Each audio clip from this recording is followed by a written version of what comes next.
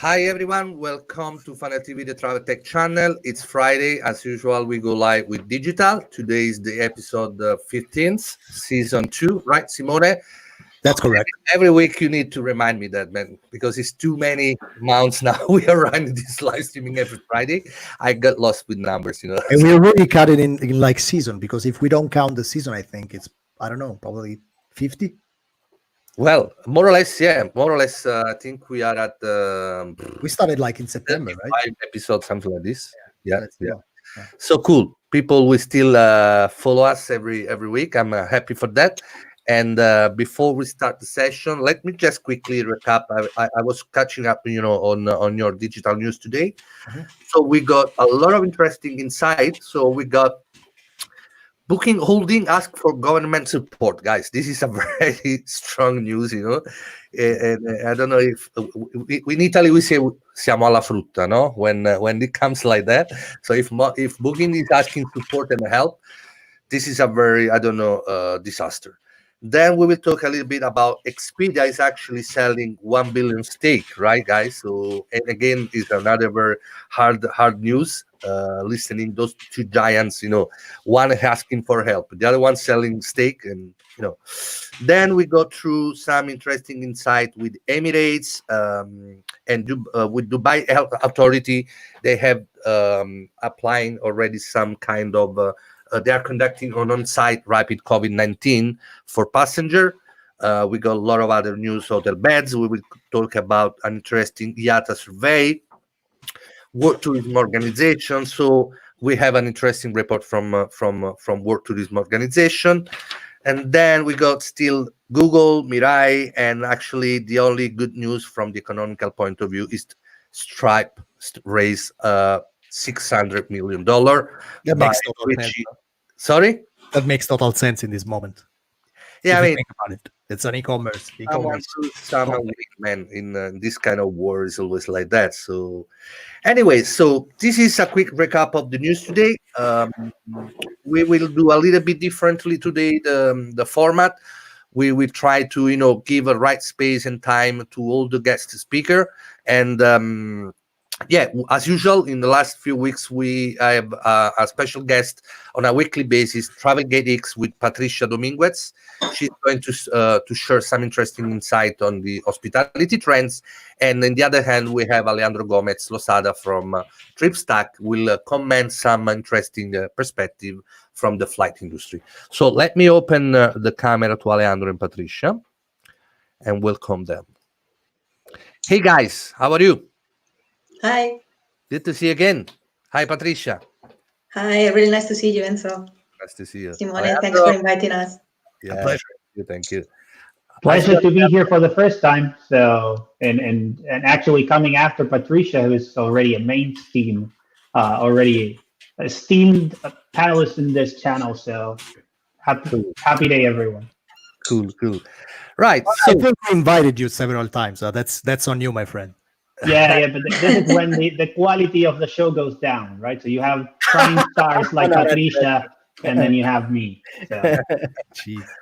Well, not many people knows me and Leandro. We've been working for some time together, and we were sitting next to each other. I miss you, man.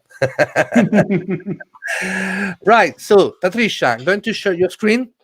And so this way we can start look at some good news. I wish, right? And Alejandro, feel free. After Patricia will share some of those data, and again she's going to share something more related to the hospitality industry. It would be nice to have some comparison from your point of view based on the information you have related to the flight industry. Okay, so let's go. Great. So thank you, Enzo. And as every week, the data I'm going to show you is coming from our platform, TravelgateX. Just a quick intro. So we are a B2B marketplace, and we are connecting buyers and suppliers from the hotel industry. And I'm representing InsightsX, which is a division of Travelgate, where we are collecting and managing all data to make it available for all the tourism industry. So today I'm going to focus in two markets, the Italian and the Spanish market, as they were the first markets affected by this pandemic. This is an overview of the bookings year to date made by Italian tourists, and you can see the difference. So the light blue, the dark blue is represents the booking this year, and the light one is the comparison to last year. Okay, and in red color you have the cancellations. So the thing is, we were increasing our bookings from these markets in January and February, but since the crisis in the COVID-19, the bookings dropped more than 80% comparing to the previous year, and the cancellation ratio is increasing over 100% comparing to the previous year. So this is because, as you know, the Italians are not booking yet, and most of their actions are being cancelled. The countries where they supposed to book but are cancelling most are Italy, Spain, US, Egypt, and France. Here you can see the trends of bookings, so which have dropped in most of the countries, and the cancellation increment for all of them. Okay, so it's a terrible situation, but it's what's happening in the market now. In case of the Spanish market, so the situation is very, very similar to the Italians. So the bookings also drop. From April, we have registered a drop on 80% of bookings comparing to the previous year. And the cancel ratio start increasing from March onwards. In this case, the destinations with more cancellations we have in our platform are Spain, Italy, US, Portugal, and France.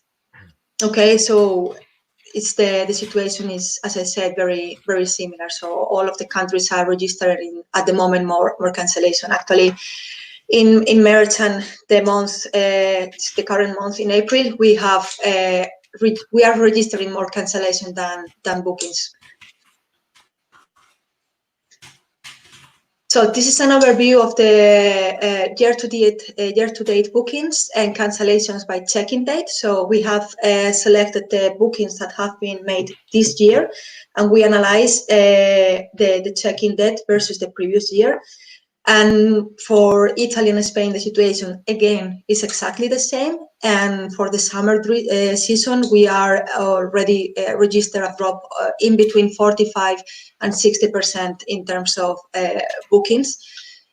So it depends on the month. The difference, the drop can be higher or a bit lower. But the truth is that the Italians and Spaniards are booking less for the summer season due to the restrictions and the current situation. So here we have an overview of the cancel ratio. So what we have done here is we analyze how many bookings we have and how many cancels we do have for every month by check-in date. Okay, and as you can see, the curve is quite similar for both markets, and those since March the cancel ratio is increasing, and it seems that at the moment in our platform the cancel ratio has increased from July onwards, but the peak is not so high as we have seen for April, or we are seeing for April, March, and May and June. So despite of the drop on bookings we are seeing, so there are bookings still for the summer season, but we have to wait and see if they will be consumed, they will be effective or not. So again, it will depend on the restrictions for each country destination and for the country itself. And also we depend here on the hotels, because at least in Spain, which is the market I'm more familiar with, hoteliers, they are not sure if they are going to open this season or if they will open only part of their inventory. So it's nothing concluded yet. So if we have a look to the bookings on this month, so from the 1st to the 23rd of April, we have seen here on the left side that the Italians are booking also domestic, okay, but again, the cancellations are being higher than the bookings, okay, and they also intend to travel to other countries, as you can see here on the chart. And the good point is that from July, the number of cancellations is being lower than the bookings. So this shows an intention to travel from the Italian, an intention that the Italians are having to start traveling from July onwards. But from my point of view, it will be mainly domestic, at least for the first months, so for the next months from July onwards. And let's see what happens from November onwards. So it's still too soon to predict anything. But the good point is, I mean, the trend this month is a bit more positive than the weeks we have seen before. For the Spanish market, in this case, the Spaniards are also booking for Spain as a destination. And here, the number of bookings has been higher than the cancellations for Spain, okay, which is a very positive news for us. And this shows the intent of the Spanish travel to stay in Spain for the upcoming months. But also there are few travelers that are planning also their holidays outside our country. Okay, in this case, what we have here detected is that this month the Spaniards are canceled more for Italy than booking. And again, here we see how the lines are crossing, so which means that from July there are still some bookings on demand, but as I said before, we need to wait and see if these bookings will be effective or not. It depends on the situation in each country. So some of these insights can be also seen in our panel. I wanted to share with you my email address, pdominguez@xmltravelgate.com, in case some of you want to go deeper in any country or receive any insights from us. So just feel free to contact me. And part of this information can also be found in our panel, travelgatex.com/COVID-19. And here you have an overview of the countries that are being booked more through our platform, and also the regions, the region markets, the booking window, passenger type, length of stay. Okay, so this is a very interactive tool that is providing data from the last 7 days, and you can have a look and get some ideas and some insights about how the market is behaving. I have to say that the number of, yep. Sorry, just to make sure people are aware, how many data you process in order to, make sure people are reading those information. In the other hand, is because you have I don't remember how many million of data are you processing on a weekly, on a daily basis.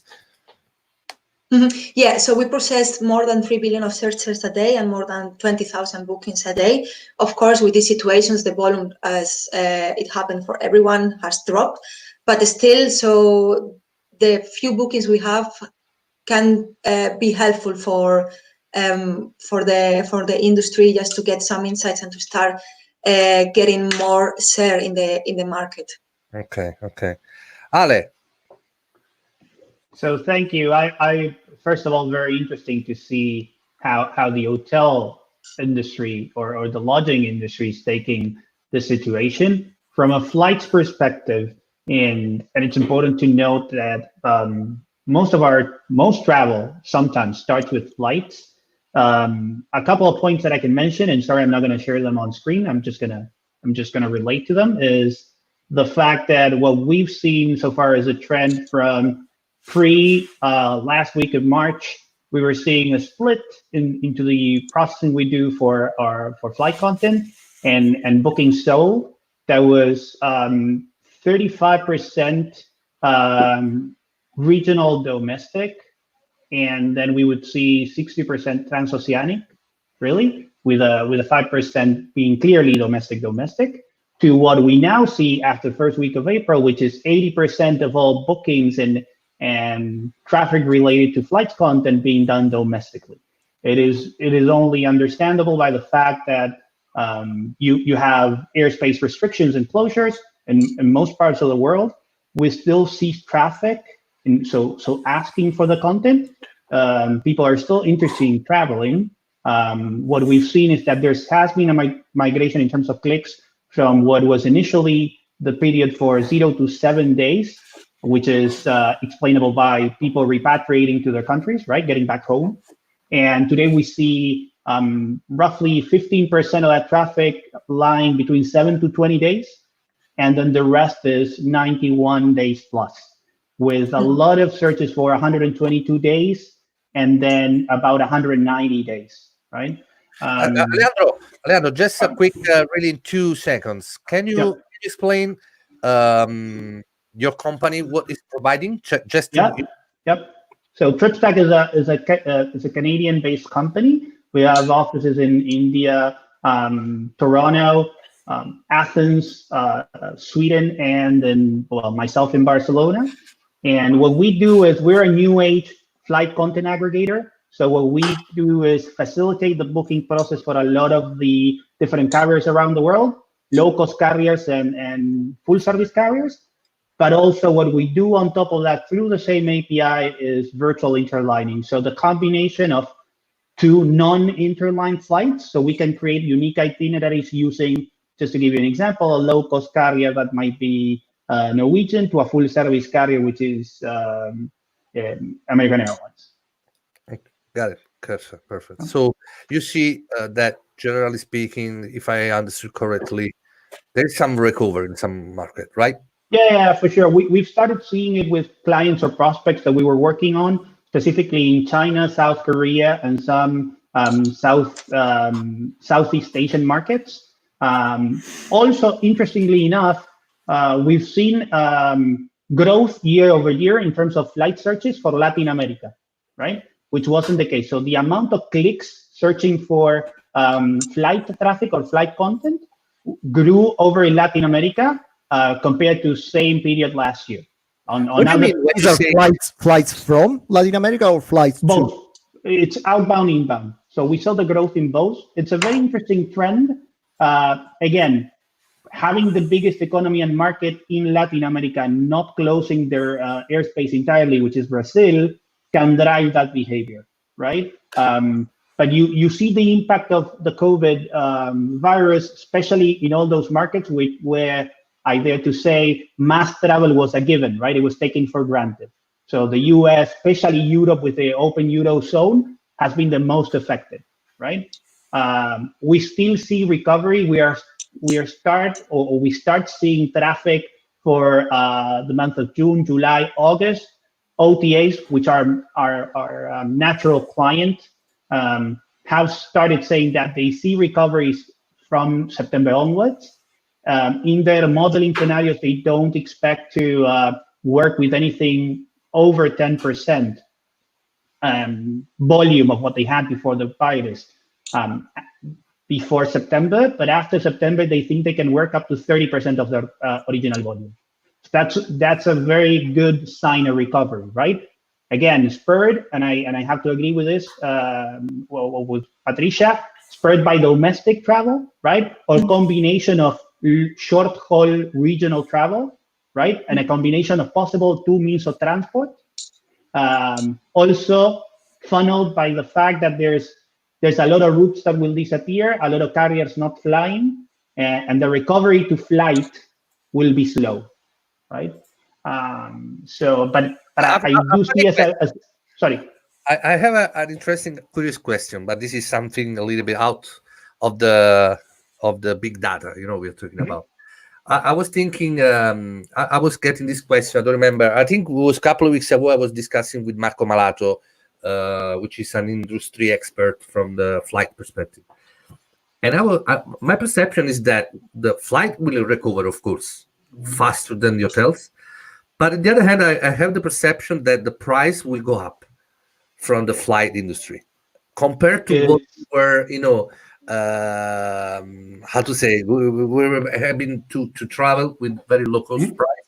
I think this this scenario is going to be slightly changed. What's your perception on that? The jury is out, at least for me. There's a couple of contradicting facts that will play to that. First of all, the need for carriers or airlines to build fast liquidity, right? So the first action that you see taken in China after airspace is open is the dramatic reduction of flights to foster Labor Day travel, right? So that would counteract or contradict what we were saying in terms of high prices. I think that it will come to the fact that we need clear messages from the carriers into how they're going to rebuild traveler trust. I think that's the key. So traveler trust doesn't come cheap. And if you're not giving reassurances for people that they can fly safely, that people won't fly, right? And that's the first part. I would say that there will be a fine balance between price and then offer as well, so or supply. Again, we know for a fact that some of these carriers won't survive COVID, so they will disappear. There will be consolidation. Some routes will not be served anymore. So I think the way to keep prices low is to actually challenge our current understanding of interlining. So I think multimodal interlining will have to be faster and will have to be more rapidly adopted by consumer and by companies, especially the OTAs, because that's the only way, in my opinion, we will be able to keep prices down or closer to what we as in the age of mass traveling knew, right? So I think it will not only be about low-cost carriers anymore. It will be about taking a flight, a train, and a car just to get to your destination, right? Yeah. Because at some point you'll find different hurdles in the journey. It's not only about the price, it's about that route not being served anymore. It's about that airport not working. They were saying a couple of pieces of information shared the last couple of days have been that mostly all airport projects in the world have been halted until 2022. The other thing is the travel industry in itself will receive at least, they were saying 125 to 300% less investment in the next 2 years, right? So I think that will combine into a mix that we will have to find creative ways to get people from point A to point B through C in the most efficient and cheap way possible, right? Yeah. Cool. You know what I was thinking, Enzo? Because that is super interesting for me. And I think it would be great to have Alejandro and Marco in the show at the same time, somewhere like in the next few weeks, because as everything, I think if we can understand a little better what is happening on the airline industry, we would have a better understanding of what could happen in the hotel industry. Okay, and of course, to understand when some countries will restart, we need to understand when people will be able to travel again. And I think at this moment we should really focus on the airline industry to get a little more data. Yeah. So we will not go live next week because it's the 1st of May. But for the week after, I think, guys, I'm going to shoot you an email after the end of the show. And I think, what do you think, Enzo? I think if we can have like Alex and Marco, that will be a pretty interesting episode. Yeah, we can do a really deep insight.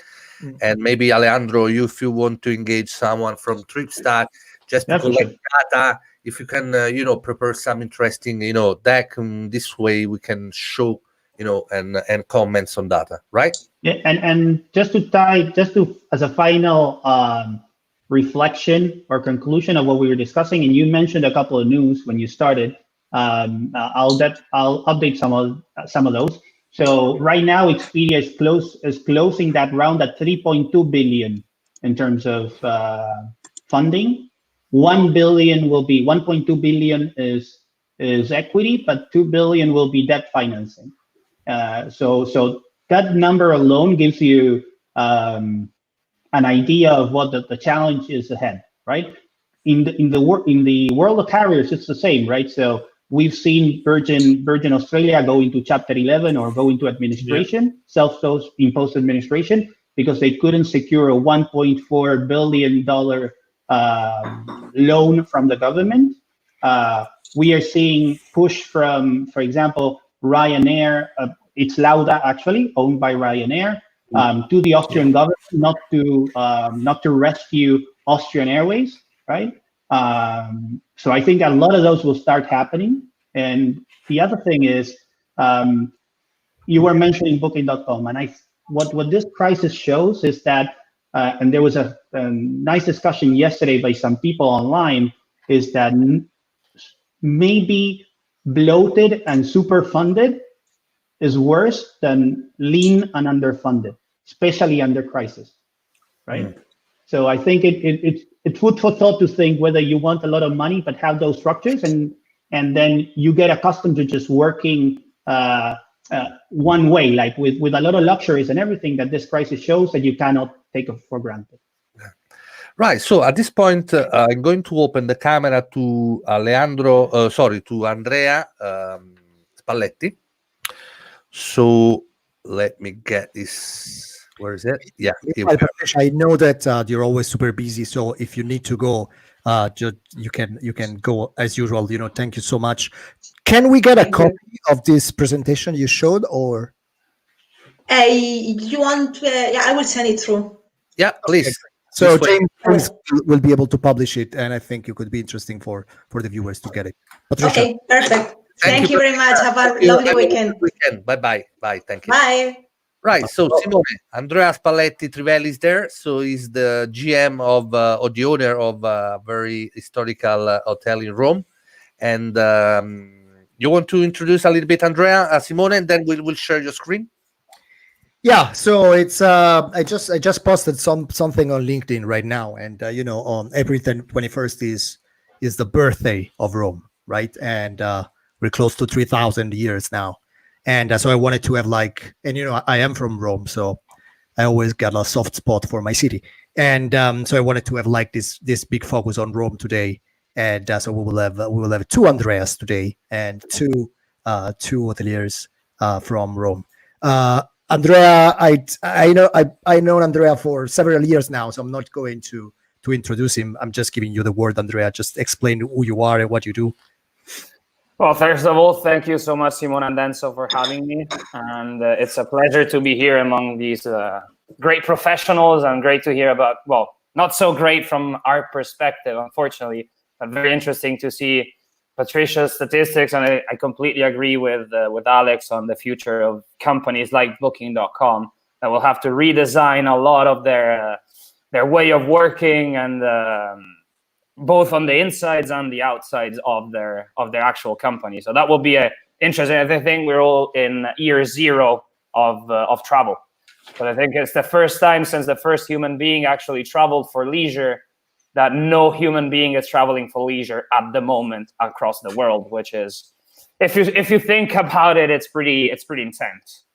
And I always say that if you forget about, if you can take a step back, now we all know that the situation is horrible, but if you can take a step back, and if we can survive that, this will be something very interesting to study in retrospect. Yeah, and I also think it's probably the best and unfortunately unique opportunity that this industry has to do some serious looking inside and look at all the flaws that all kinds of tourism, from cruising to mass tourism, group travel, individual travel, high-end travel, are being dealt with, and come up with something that's different.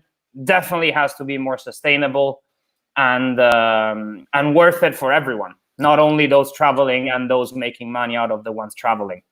That's you didn't answer my original question. Who are you and what you do? I know. Sorry, I got carried away there because there was too much good information being shared at the beginning. So I'm Andrea Spalletti. I'm owner and manager at Villa Spalletti Trivelli, which, well, as the name easily gives away, the family business.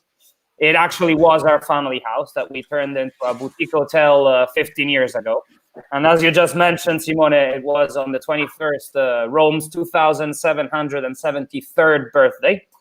Just a little baby growing up. Wow, the accuracy. And, we're only 119 years old, so we're like the probably great-grandchildren of Rome.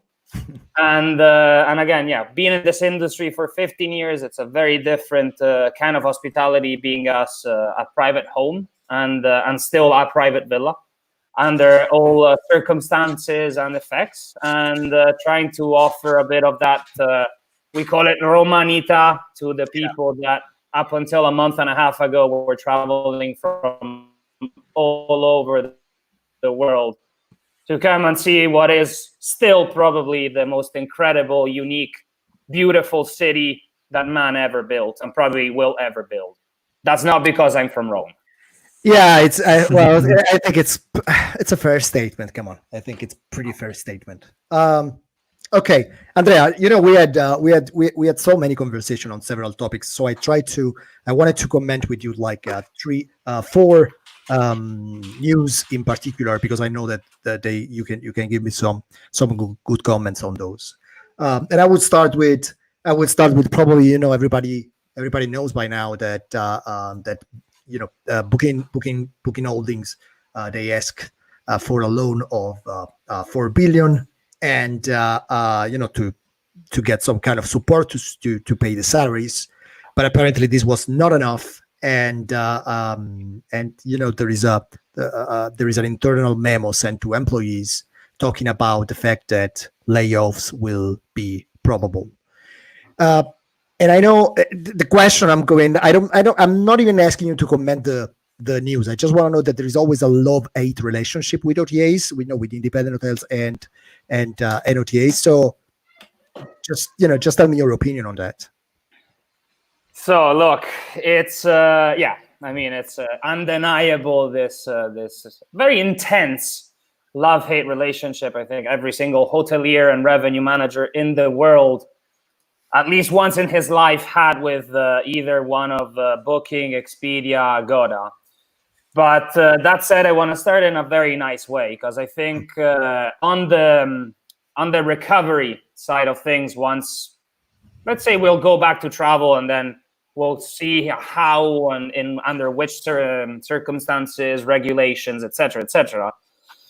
But for us as hoteliers, the partnership with these big OTAs will be, and will probably turn out to be, in the very first phase. So let's say the next 6, 9 to 12, 18 months, because they will be the only ones that will be able to guarantee us quick wins. Because at the end of the day, when this will be over, everybody in this industry, from hotels, and again, as Alex was saying, it's not only hotels. When you come to travel, people have to first get in a car, a train, a plane, a ship to get to those places. So that will be, and obviously Expedia, Booking are always very heavily involved also in that part of travel nowadays.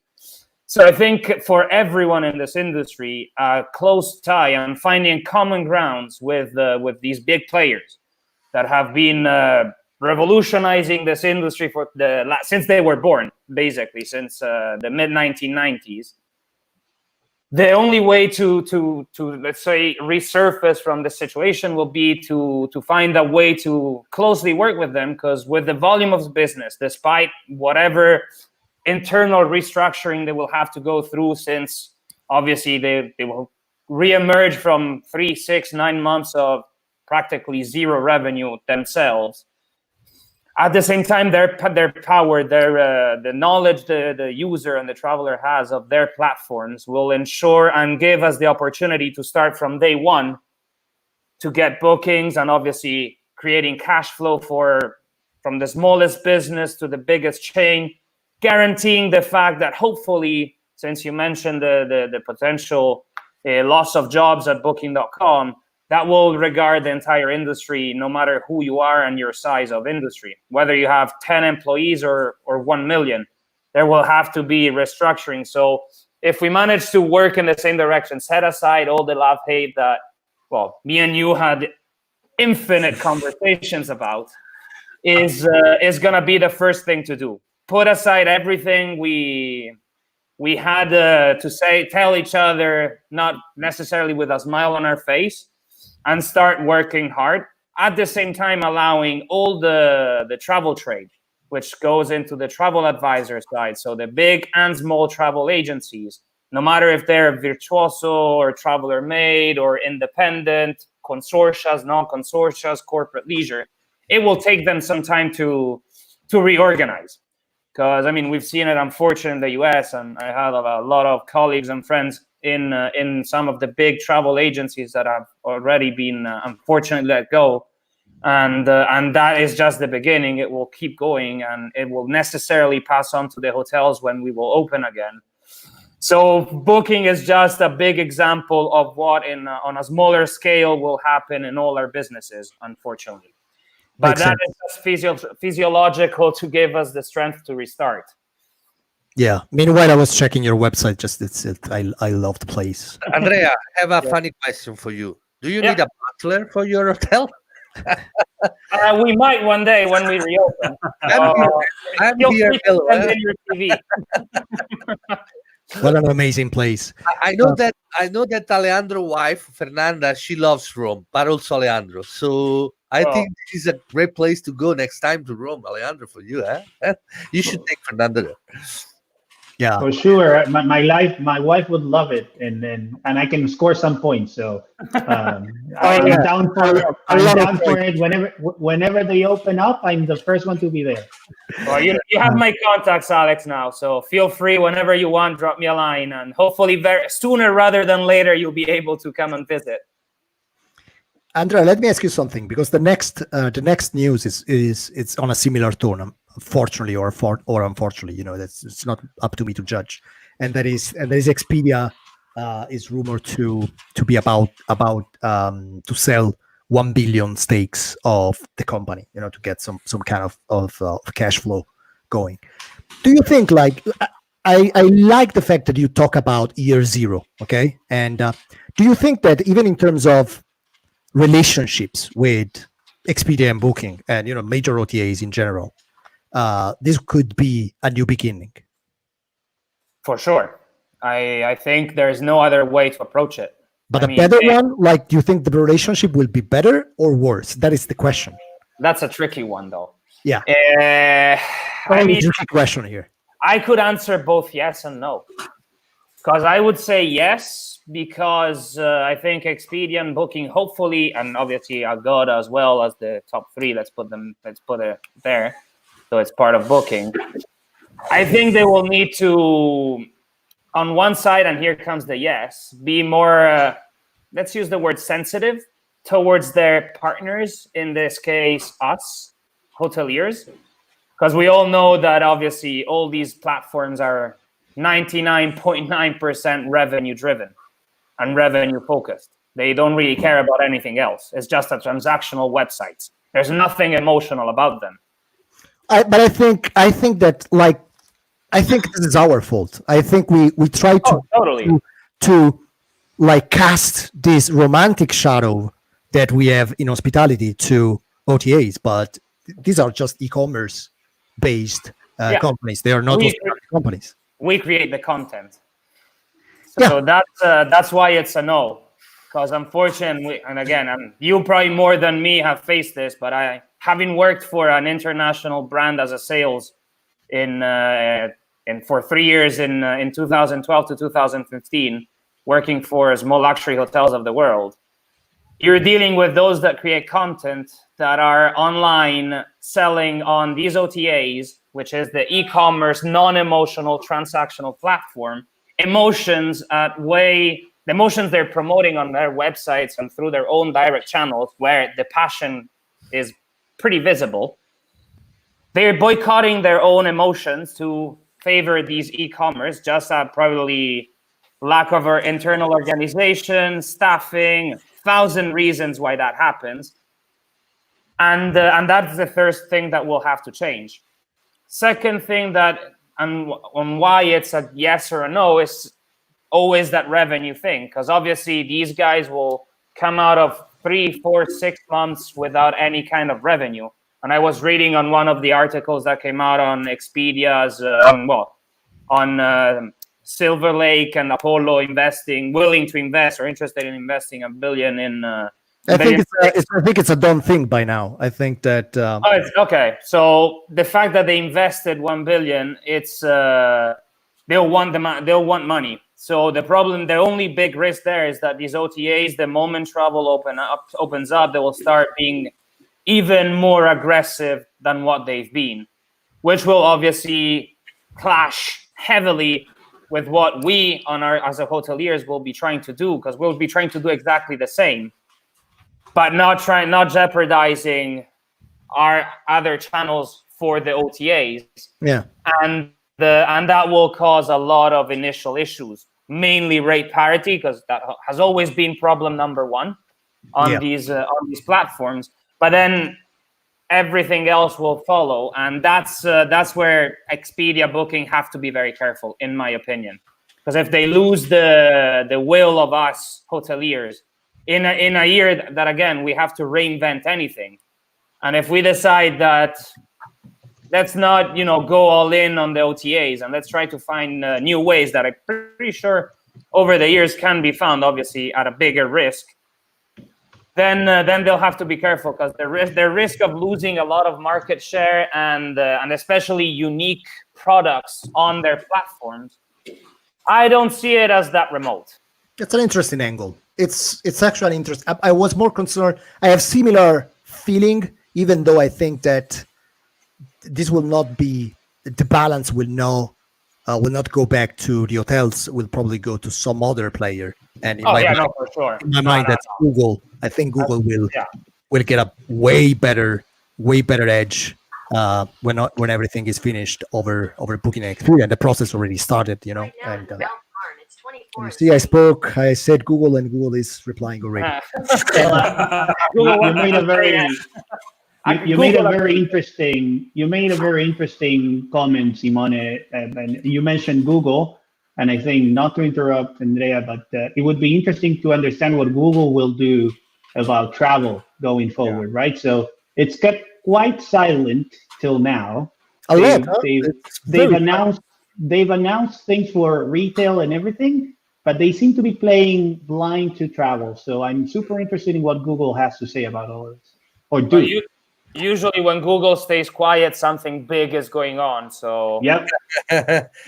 Yeah. And honestly, what better chance for them to gain 2-3 years right now, taking advantage of the fact that, again, it's year zero. So what they probably were planning to do in 2-3 years' time, it's their chance to implement it right now and take over right away. Because while these companies are all going through these very hard times, Google can take that to its own advantage and become probably the player as far as e-commerce for travel. For sure, Andrea, for sure. I completely agree. So the size of their wallet will dictate the future with most of these companies, right? So that's a poetic way to put it. And I think also Google has an amazing opportunity, because as I mentioned before, we have the entire travel advisor world that is now in complete confusion, because we don't know which agencies will still be alive after this is over, which agents will still be working. So for us that have always been in sales, it will be again on year zero, because our databases will become probably for a good 40% completely useless and archaic. So if Google manages to tackle also into the travel trade, like Expedia did, 3-4 years ago, I think, even more, then their chances of becoming again probably the main, if not unique, massive player of the online travel affairs is gonna be very high, and again gonna happen sooner rather than later. Simone, yeah, should we have a quick break and then also introduce Alejandro? Andrea. Pronounce Yeah. Alejandro. Yeah, why not? Meanwhile, I'm just replying. At the end we can stay all together, and let me go this quick break, and then we'll see in a few seconds. Yeah.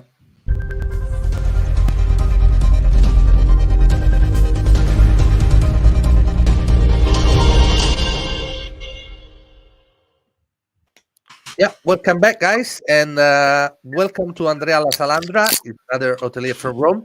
So, as we said initially, we are having this deep focus on the hospitality, also from the Rome, the eternal capital of the world, right? So welcome, Andrea. Ciao, Andrea. It's like you got a problem with names today, Enzo. Yeah. We didn't make it Thank very you, easy with everyone. Andrea Alejandro. Huh? Yeah. Andrea Spalletti. Well, yeah. Forget about my L's and T's. Okay, cool. That is very interesting, actually.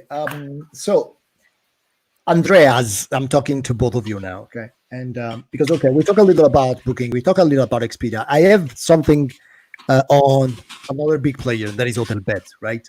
And what he did, they sent an email to all the database saying that they are extending the dates of force majeure up until the 50th of May. And I know that this has been like a huge topic in the industry, especially with independent hotels, OTAs, or bad banks, wholesalers, call it as you like, taking unilateral decision when it comes to mainly the management of cancellation. So Andrea Spalletti, do you have any comment on that? You don't work with Hotelbeds though, right? No, we stopped. We used to work with Turico, but then after the merger, we left because honestly, they're too big of a player for us. We only have 17 rooms. We cannot be everywhere. 17 rooms with Hotelbeds, you just create like a vicious circle of rate leakage. Exactly. So we decided to withdraw basically beginning of 2019. Lasalandra, you work with Hotelbeds, right? Yes, I do work. First of all, sorry, just introduce yourself. Just take 1 minute and just. I'm Lasalandra. First of all, thank you for having me. I think it's very important to keep each other updated on all the relevant news. And going back to the topic, yes, I do have Hotelbeds, and the main difficulties, as all the B2Bs, is the one of getting in contact with the guest and being able to give the option of the voucher, because most of the times they being a B2B client, they don't B2B tour operator, they don't have the chance of doing this. While maybe OTAs in some case they have an easier road of proposing the voucher. Anyways, we'll see how it goes, and hopefully this will change. Because you think so? You got this. So that's an interesting question. Do you feel like, let's say with OTAs such as Booking.com and Expedia, you had because I heard several clients told me that they had an hard time trying to get the voucher to the final guests on OTAs. Do you have a different experience with Booking and Expedia? No, it's still hard, but hopefully things will change. I mean, in some cases on the OTAs, I can contact the guest and I can propose the voucher and take the Booking.com and take Expedia out of the equation. With B2B, this is basically impossible. So the difference I wanted to make clear is that I have no chance in a B2B setting. Whereas on the OTA, I can try and even though like this is like, to me it's always a semantic issue. When you don't have like the final email of the client, are you still a B2C or are you a B2B? That's exactly. Hybrid. I don't want to be controversial. It's just I don't get it. Yeah, it's a hybrid. Yeah, I agree with your. Anyway, things are changing continuously, and now many hotels in Italy, they took the chance of letting Booking.com take the commissions directly from the bank account. So there is an argument going on. There is this war which is starting. Hopefully, some agreement will be found, and we can take some terrain back. Because it's. Do you guys work with Airbnb? I did a listing last week, because I'm trying to think outside of the box and maybe go into new channels, which might be an opportunity in the future. But I don't have a history with them. Because the only thing that's interesting to me with Airbnb is that fact that they just handled all this cancellation policy, bizarreness with a slightly different approach. I heard they are basically putting some money on the table and they are refunding 25% from their pocket. I could be wrong, but I think that was the number. And then I think it's pretty, again, on their defense, and I don't want to be like a devil's lawyer here, but I'm sure that Booking Expedia, they are in a dire situation like you guys are today, okay? And just on a much larger scale. And I know that there are more money involved, but I just imagine this company that went from billions to pretty much zero overnight.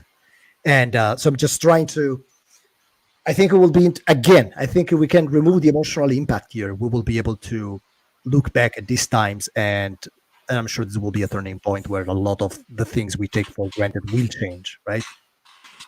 Yeah. I mean, going to Airbnb, it's interesting the fact that the same private equity funds and firms that invested in Expedia 2 weeks prior invested in Airbnb the exact same amount. So that could be an interesting thing, because I wouldn't be surprised if the two just become one. I completely agree. Okay, completely agree. That is covered. What you would call covered consolidation, right? So it's just one player putting a lot of money into these companies and then consolidating everything once things go back to normal. James, can you start a poll on that? That's an interesting question. Will Expedia and Airbnb merge at some point? Because you're kind of right, Andrea. Because we're talking about Airbnb IPOs for 3 years now. Every year looks like, okay, this is the year Airbnb will become public, and it never does. Okay, and there's always something. And it's actually pretty interesting. It's an interesting time to do that. That's a good one. Okay. Well, not even this one wouldn't put you into public space. You just become a brand owned by a public company, and you avoid. If you're Brian Chesky, you avoid all the heat that you're getting from your own employees to become public, right? But because he didn't cash out 2 years ago. So I think it will be very interesting to see where this one goes. Very interesting. Okay, guys, let's move to the next one. Let's see what we have. Okay, that's an interesting one. We got Emirates, and what Emirates is doing is conducting on-site rapid COVID-19 tests, blood tests to passengers before flying, right? And I think it's kind of interesting because you can get your results in 10 minutes. But the thing I don't get is, as far as I know, with a blood test, you only know if you got antibodies, right? So let's say you have the virus, but you don't have symptoms. You still don't have antibodies. What then? I'm thinking if this is more like the illusion of safety rather than safety itself. Do you have any comment on that? Well, it's gonna take a lot of adjustment to get, I think, to the ultimate test. I'm not sure, because I just read what Emirates sent out on this test. And what they're saying, and obviously they have to say it, is that the results are very reliable and very fast. Because yes, they were talking of a matter of 5 to 10 minutes to get the actual result. Yeah. And apparently that will be done even before you check in. So at the moment you arrive to the airport, that's the first thing they make you do. And then if you're negative, you can go ahead and do your actual check-in. And then I think they are just Emirates has always been a few steps ahead than anyone else lately, in my very personal opinion. Because I have to say that I used to travel a lot when I used to live in Singapore with Singapore Airlines, which to me was back then one of the best, if not the best, airline in the world. Emirates is on a different level. Okay. From the moment you step into the airport to the moment you get off the plane, which obviously gives them several advantages. And it's not surprising they're the first ones to come out with these things, because I read the email from Alitalia, and compared to what Emirates communicated, let's just not get into that. But I think that's just the start, because I think the real issue there with air travel will be mostly what happens after I'm negative to the COVID. Like, how many places will we have on a plane? Will because I was reading, for example, Emirates, their first measures is no check-in. Like they used it as I think as a test on their flight on 15th April to Tunis. There's no carry-ons allowed, apart from a briefcase or a laptop or your handbag. The food will be served completely differently, and gosh, hopefully it's at least it can only get better there, and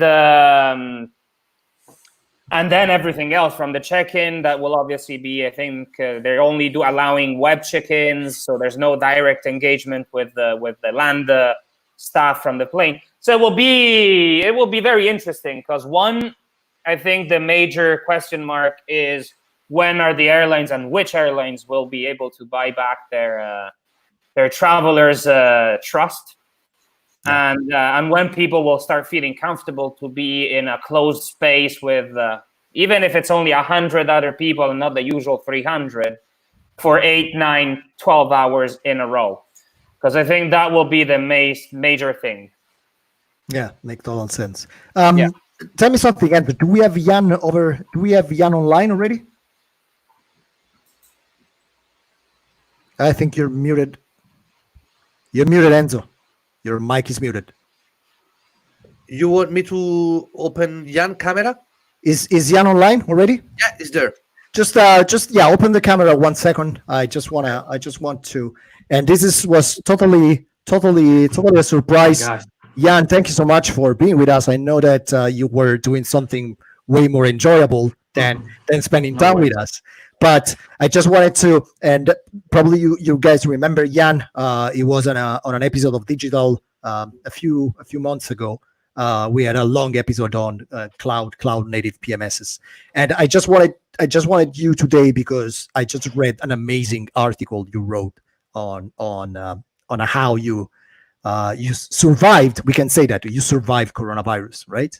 And so can I have just introduce yourself in 1 minute, but can you tell me a little more about this article? And by the way, James, I'm sharing the link with you, so you can add it on the chat, okay? Well, thank you very much, Simone. I appreciate it. So very briefly about me, I'm a CEO of a company called Hotel Time, and we do cloud-based PMS.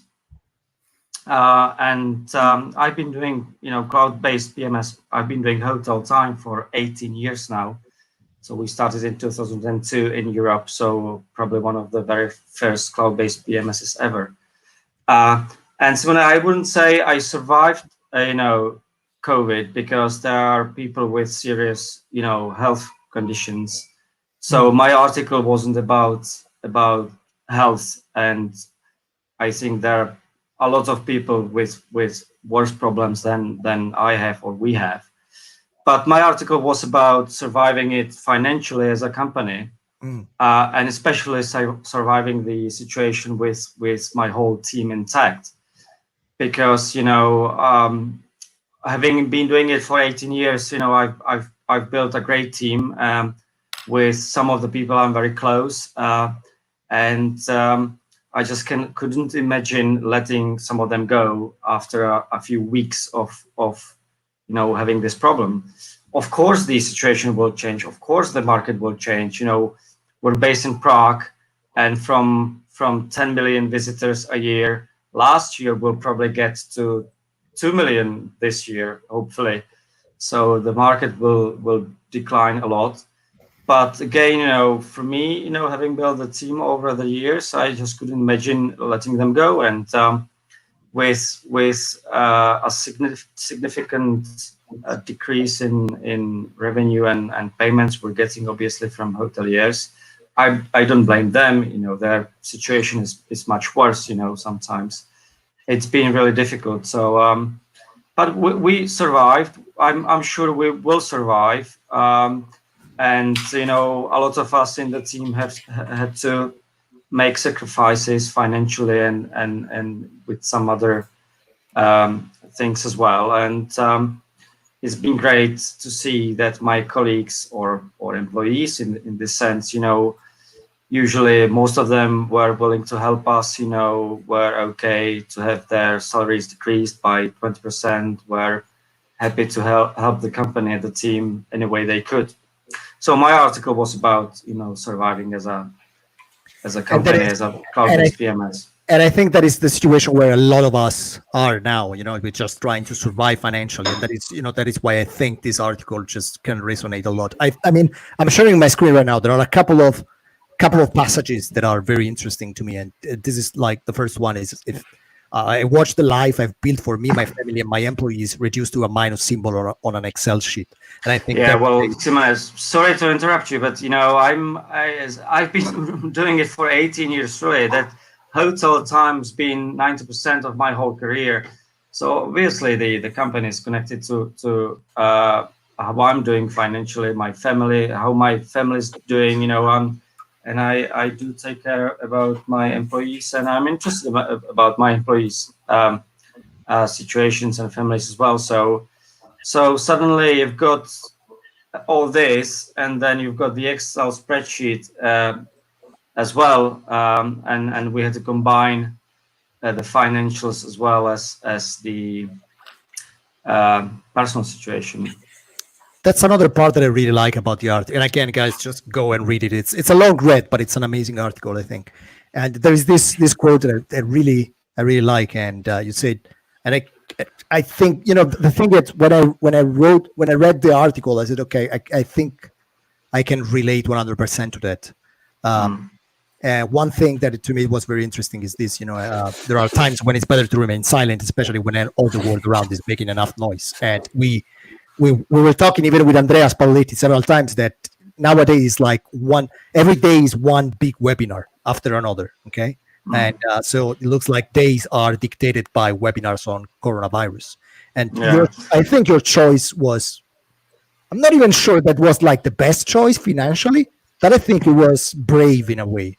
I don't know, Simone. I was just so frustrated, seeing all these webinars and all these LinkedIn posts on LinkedIn and social media, and for me the problem was elsewhere, and that's probably because we're not we don't have any investors, so we've been growing organically. We don't have any debts, as a company, so it's been our journey from the start. So I just was so frustrated seeing all these posts and webinars, helping hoteliers. At some times I would ask myself, who's going to help me? There are no webinars for me. But I think I described this in the article as well. I turned inside the team again. I inside us. And I, instead of reaching out and talking to everybody out there, I suddenly talked to my team again. Very personally sometimes. Yeah. And I was explaining our situation to them, financial situation, as well as my, view on how the market will do, going forward. So it's been a great change for me at some point, because last year, I traveled maybe 70, 80 flights. I would be constantly in touch with the team via WhatsApp or email, but I've never had these personal, discussions with most of the team as I used to have before. So, to be honest, in a sense, I'm grateful we've got the situation, because it got us closer together as a team. Yeah. I'm sharing some of the quotes, but guys, really just go and check the article out. It's very emotional, and I'm sorry to interrupt. I have to go. Sure, Andrea. Thank you so much for your time. But I wanted to agree with you. Yeah, and your article was lovely. I read it all, and it was honestly probably the one that made the most sense in this period, because that's exactly what we've been trying to do. I've done probably only 2 or 3 webinars or online trainings, and that's why you don't see it. Luckily, I'm in a gym suit, and we're just emptying all the storages, cleaning up, basically doing everything we never have the time to do when we have clients in house. all the housekeeping that you need to do, and working with the team, or those that unfortunately can't work, is gonna give us the strength to pick up business again and hold tight while this passes. So thank you very much, guys. It's been a pleasure. You. And Jan, Thank you, again, Andrea. congratulations. It was a great article. Appreciate it. Bye-bye, Thank you. guys. And thank you so much, Jan, as well. I know that you got way better things to do today, Yeah. so I'm going My to leave you. daughter's birthday. Thank you very much, Simone, for inviting me. It's now. Thank you for that, really, guys. So just go, and James will share the link. Just it's a very Thank you very much. emotional. Yes. Ciao, Jan. Appreciate Thank it, you so Mike. much. Ciao. Okay, guys. Andrea, I have a quick one for you. Okay, and that is an interesting thing that I saw the other day. So I don't know if you guys know this platform. Can you share my screen for a second, Enzo? And this is called Did They Help? And basically, the website is didtheyhelp.com. And basically, you can go here and you can find out if a company or a celebrity, for some bizarre reason, how they behave during the pandemic, right? So let's say I found a few hotels here as well. Like you can have like the Britannia hotels. So you see, the Britannia hotels have during the coronavirus pandemic? No. And there's always it's like a TripAdvisor for companies during coronavirus. Interesting. Super interesting. And I know you had some comments on that, Andrea, right? Can you put FunnelTV? I'm curious.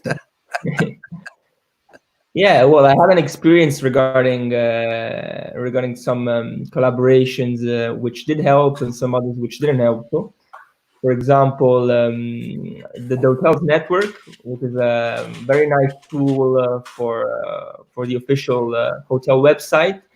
For example, they gave us the subscription for free for 3 or 3 months. So that's something useful, which shows caring to the hotel.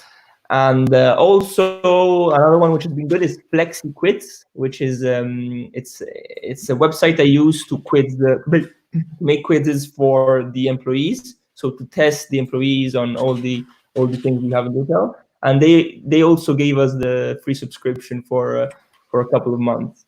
On the other hand, our PMS, we needed a VPN for an employee to work from home for the smart working, and they gave us an enormous cost for this VPN, even though it was something necessary for a month or two. So where I expected the most of help, since we are with them for many years, and we will probably, I mean, it's a long collaboration, it's a long partnership. I had this surprising email saying, "Oh, if you want the VPN, and I know you're paying us as a client, but you will have to pay me a bit more, even though I perfectly know your production is at zero, in order for you to have a VPN and work from home," which that did surprise me, to be honest. And you're opening like a Pandora box with that. And me and James, we had like this discussion 1 billion times. And do you think the fact that a lot of companies working with legacy systems right now, they basically have to go with like these bizarre approaches, such as using a VPN or using like tools such as TeamViewer. Do you think that like this could be the nail in the coffin finally for legacy systems, or do you think that we will not learn the lesson, not even this time?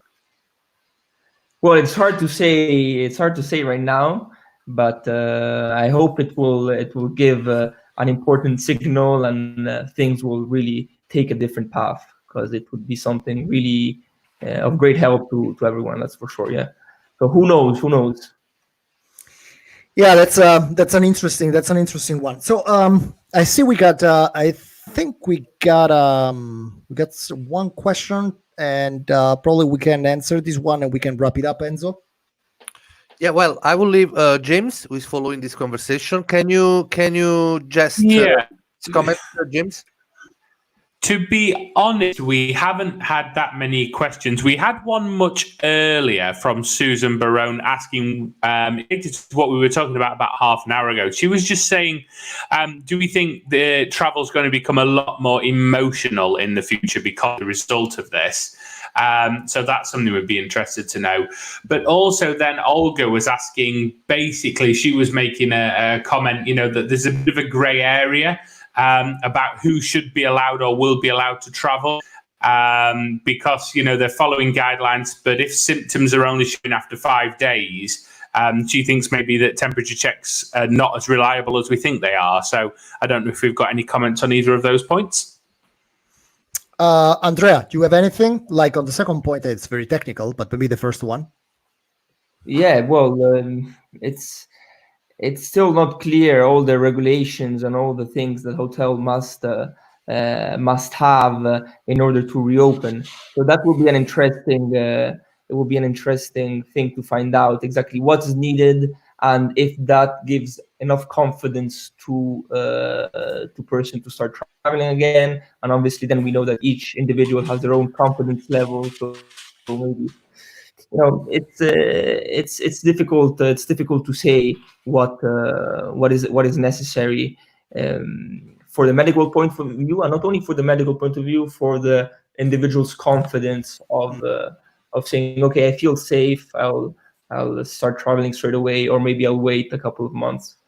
So that's okay. That's interesting. Okay, guys, we're a little. I'm just going quickly on the last 3 news. And Andrea, please feel free to comment if you got any comment. Yeah, I commissioned a survey on the recent travelers, which found 60% would anticipate a return to travel within 1 or 2 months of the containment of the COVID-19. But most importantly, I think that we should ask ourselves, the person who took the survey, how do they define the word containment? That's smart. Does it mean a certain number of cases per 1 million, or does it mean 0 cases? So, I mean, it gives an important statement to the survey, but it's if we go in detail and see each personal opinion and compare it, I mean, it's a bit hard to quantify this. And it's also said that 69% could delay the return to travel for the personal financial situation. That's the thing. We got like one source saying something, the other source saying something else. The main problem we are seeing with coronavirus. Too late to say. So this could be this could mean plus 6 months after recovery. Could mean plus 18. Each person has their own financial situation. I mean, it's too vague and it's too hard to say. I usually tend to suggest one book when we do this. I cannot find it on my library now, but there is one book that you guys need to read, and that is How to Lie with Statistics. It's a classic from 1954, and it's I think it's an amazing read, especially now. It's something you can read like in 1 hour. Okay. For example, in this case, Simone, you have the slogan, and then you go and read the survey, you go and read the details, and many questions arise. Let me tell you something, Enzo. Just give me 1 minute, because I think that's an interesting analogy. Back in the Spanish-American War, what happened is, like, the Navy was they needed more people to get in the Navy. So what they started saying was that the mortality rate for people in the Navy was much lower than mortality rate for New York citizens, for example, civilians. So the main thing was, it's safer to fight for the Navy than just to stay home in New York City. And this, if you look at this number, they totally make sense. Okay, what they didn't mention was that in the Navy you only have usually healthy young people, while in New York City you got any kind of people, like newborns, elderly, and et cetera, et cetera. So I think the cool and uncool thing about numbers is that you can write your own stories with number depending on how you present this number, right? Andrea, I would go, like, we got 3 news that are not coronavirus related, just to go quickly, and then we wrap it up. The first one is Google is rumored to be working on a visa-based smart debit card. I think it was like around time. There is an interesting article. Probably James, you can share the link as well, because our friends at Mirai wrote a very good article. They just took some numbers together. They put some numbers together on advertisement campaign. So it's just, we're trying to understand if it's worth it to reactivate some of all of our campaigns now. And some of their findings are pretty interesting, and of course there is a lot less volume, but surprisingly is CTR and conversion is quite good. So you can go there and check the article. We should have Mirai another time on the show. And so they just this it's a long read. I think it's like a 2,000, 3,000 word article, but it's a very good one. And then I will close with this one. Let's close with one good news, if not for us, and that is Stripe just raised another 600 million and reached an evaluation of over 3 billion. That's huge for a company like that. Okay, let's go to work for them. Come on, man. That's done. Yeah. I mean, it kind of makes sense. Due to the situation, I think they are benefiting from the situation. Of course, you got people locked in their houses, and what they do, it's like they buy online and they buy with Stripe. It's kind of makes sense. And yeah, what do you think, James? Yeah, am I wrong? Yeah, no, I totally agree with you. You've the audience are, okay, the audience size is not increasing, but suddenly you have that same audience with so much more time on their hands, and you factored this in with the amount of targeted advertising we have versus at home, and yeah, we know there are a huge number of people who will be worrying about finances and things like that. However, we're so bombarded with advertising and the persuasion to part with money, it becomes the norm today to spend. So people sit at home, people spend money. So no wonder Stripe is having a good time, for sure. And on top of that, there's a lot of micro purchases as well, stuff. Yeah. And I think that's the bit, it will be interesting. I think that could be an interesting thing to analyze, the average value of transaction during coronavirus, and number of transactions, but value of transactions as well. Okay, guys, this was it took a little longer than we expected. We're trying to fine tune it to get it down to 1 hour, but it was very interesting. So Alejandro, I always prefer to call you like that. Thank you so much for being with us. I'm going to send you an email after we finish, because I really want to do something with you and Marco. Andrea, thank you so much for being with us up until the end. And again, thank you for the very interesting comments. James, thank you for being James. And that's back to you, Enzo. Thank you, guys. It was actually very fast rhythm today. A lot of guests, a lot of insight. I want to thank you again, Andrea Lasalandra, also Andrea Spalletti, which is gone already. Alejandro. Patricia. Yeah, we can have a call maybe next week. Alejandro, me, you, Simone, and Marco. So this way we can set up some interesting specific episode of kind of a special edition flight industry, overview. We maybe can plan, a separate digital episode. What do you think, Simone? Yeah, I think we can moderate, but I would like Alex and Marco to talk. Yeah, perfect. Right, cool. Any information? I think, James, you shared all the most relevant links in the comments. So anyone looking at the show after the live recording is going to be there on the feed on LinkedIn, still available, or go to FunnelTV.tech so you can watch all the recording of the previous episode, and you can watch Simone Puorto, because I know you love Simone, guys. So right, so we are at the weekend. It's around the corner. I think we're gonna have a nice aperitivo in a couple of hours, Simone. And I wish everyone weekend, guys. And you remember that the show must go on FunnelTV. Thank you, guys. Bye. Bye, everyone. Bye.